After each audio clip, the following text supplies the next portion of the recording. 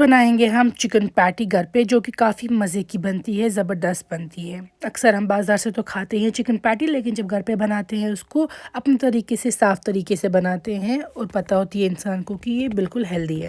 تو یہاں پہ دیکھیے ہم آپ کو سکھائیں گے آج گھر پہ کیسے بنائیں گے آپ۔ اس کے لیے میں نے چکن کے 3 بریسٹ پیس کو واش کر کے ڈال دیا ہے پریشر کوکر میں پانی اب زیادہ نہیں لیں گے، ہلکا سا ہی لیں گے۔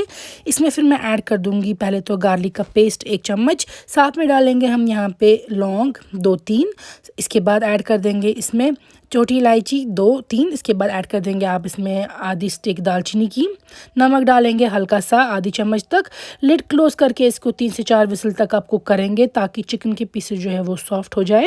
یہاں پہ دیکھیں میں لڈ اوپن کروں گی، چکن کے پیسز بون سے گرنے چاہیے، اتنے سافٹ ہونے چاہیے، تو اس کو جو یہ اسٹاک ہے وہ ہم ڈسکارڈ کریں گے، اور جو چکن کے پیسز ہیں ان کو اس طریقے سے نکال کے شریڈ کر کے رکھ دیں گے۔ آپ چاہے تو فورک کی مدد سے بھی شریڈ کر سکتے ہیں یا ہاتھوں کی مدد سے بھی اچھے سے شریڈ کر کے رکھیں گے۔ مسٹرڈ آئل ہم لیں گے ہلکا سا ایک پین میں، زیادہ کوانٹٹی نہیں لینی ہے کیونکہ ہمیں یہ فرائی کرنا ہے، لیکن ہمیں اتنا ہی چاہیے جتنا یہ کنزیوم ہوگا سارا۔ جب مسٹرڈ آئل گرم ہو جائے گا، اسموک نکلے گی، اس میں تھوڑا زیرہ ایڈ کر دیں گے آپ۔ زیرہ جب سٹر فرائی ہو رہا ہوگا، اس میں ایڈ کر دوں گی فائنلی چاپڈ پیاز میں نے 1 چھوٹا لیا ہے، اب چاہے تو آدھا پیاز بھی لے سکتے ہیں اگر بڑا زیادہ ہوگا۔ پیاز کو آپ اچھے سے فرائی کریں گے تیل پہ۔ اس کے بعد اس میں ہم ڈالیں گے بٹر تھوڑی سی اس لیے ایڈ کریں تاکہ زیادہ اچھا انہینس ہو، فلیور زیادہ ٹیسٹی ہو جائے۔ بٹر کے ساتھ آپ پیاز کو کچھ دیر فرائی کریں گے۔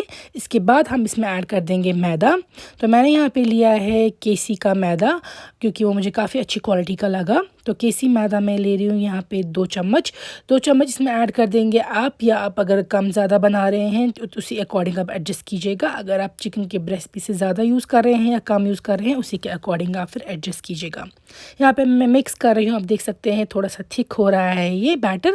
اس میں آپ دودھ ایڈ کر دوں گی، ہلکا کر کے آپ کو اس میں ملک ایڈ کرتے جانا ہے، ایک ساتھ نہیں ڈالیے گا۔ تقریباً اس میں 300 ml تک یا 200 ml تک دودھ جائے گا، لیکن آپ وہ کنسسٹنسی چیک کرتے ایڈ کریں گے، ایک ساتھ نہیں ڈال دیجیے گا پہلے ہی سارا۔ دیکھیے یہ گاڑھا ہو چکا ہے، تو اس میں تھوڑا سا اور ہم دودھ ایڈ کریں گے۔ جب آپ کو لگے گا کہ یہ زیادہ گاڑھا ہو رہا ہے، آپ اس کو دودھ ایڈ کریں گے اور مکس کرتے جائیں گے۔ اب دیکھیے آپ یہاں پہ جو یہ بیٹر ہے کتنا زیادہ تھک ہو چکا ہے۔ اس سٹیج پہ اب میں اس میں ایڈ کر دوں گی چکن جو ہم نے پلیٹ پہ رکھا تھا شریڈ کر کے، تو چکن اس میں سارا ایڈ کر دیں گے اور مکس کریں گے۔ چکن کو ہمیں اس میں پورا پراپرلی مکس کرنا ہے تاکہ جو یہ بیٹر ہے یہ بہت ہی اچھی اسموتھ کنسسٹنسی کا بن جائے، کائنڈ آف جیسے ہم لوگوں کا ہرسا کی کنسسٹنسی ہوتی ہے ویسا ہی، اس لیے ہم ہلکا کر کے اس میں اور دودھ ایڈ کرتے جائیں گے۔ گرم مسالہ ڈالیں گے آپ 1 چھوٹی چمچ، ساتھ میں ایڈ کر دیں گے آپ اس میں بلیک پیپر یا کالی مرچ کا پاؤڈر بھی 1 چمچ تک۔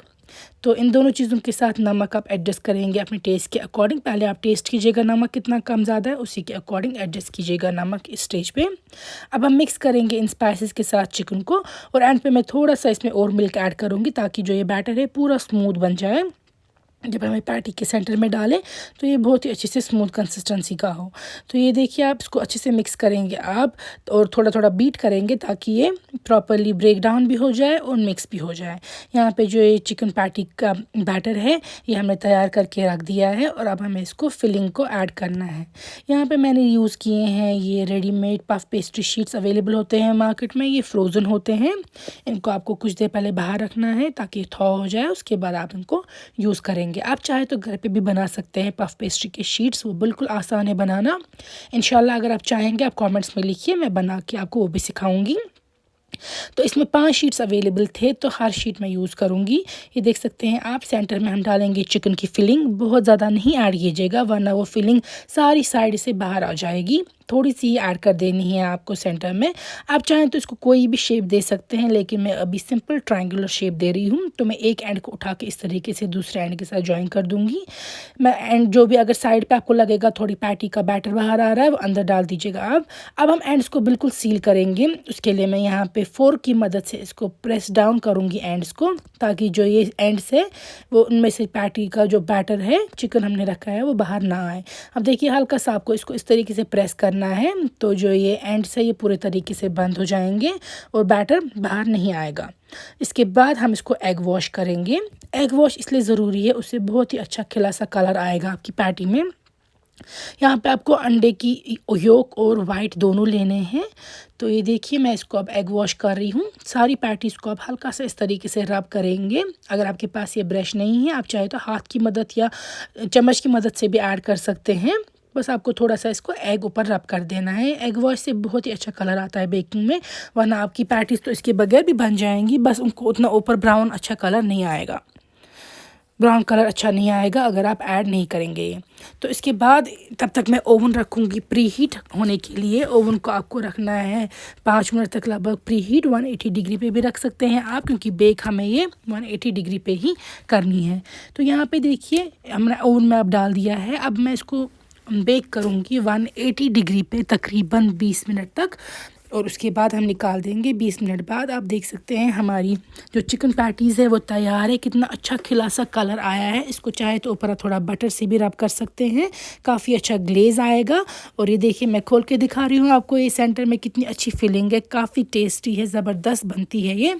गरम गरम आप सर्व कर सकते हैं, घर में मेहमान हो, खुद के चाय के साथ एज अ स्नैक खा सकते हैं।